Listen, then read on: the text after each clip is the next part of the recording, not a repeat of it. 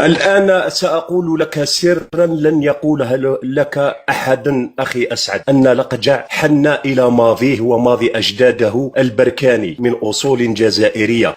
قبل أن تخنشلوا فوزي لقجع ويصبح جزائريا، خلونا نستفيد منه ما دام مغربي قبل أن تخنشلوا، لأنه ما تركتوا شيء لو خنشلتوه، يعني حتى فوزي لقجع ستخنشلوه أمامنا كذا أمام الموريتاني واليمني وأمام الكل.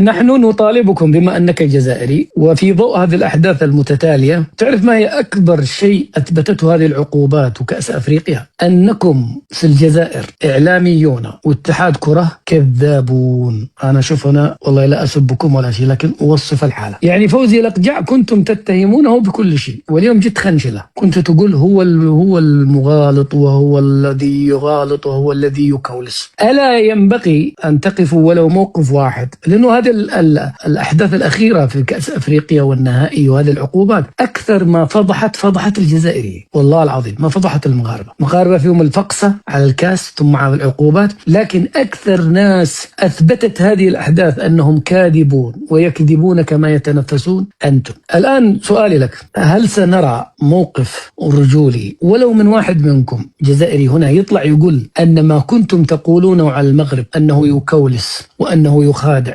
وأنه يمكر وأن فوزي لقجع يقود مؤامرة على الجزائر وأنهم يغالطون، هذه أكذوبة، بدليل على أن المغرب اليوم مكولس به ولا يكولس للآخرين. ها هو الآن يعاقب. أنا عندما قلت كاذبون أتحداك أن تثبت العكس. أنت كذبت، أنت قلت أن لقجع يكولس، اليوم تقول لقجع جزائري. أنت قلت أن الاتحاد المغربي والمغرب. هذه هي حالة الجيران، ما عندنا ما نديرو، السلاك وصافي، عالم د المهابل.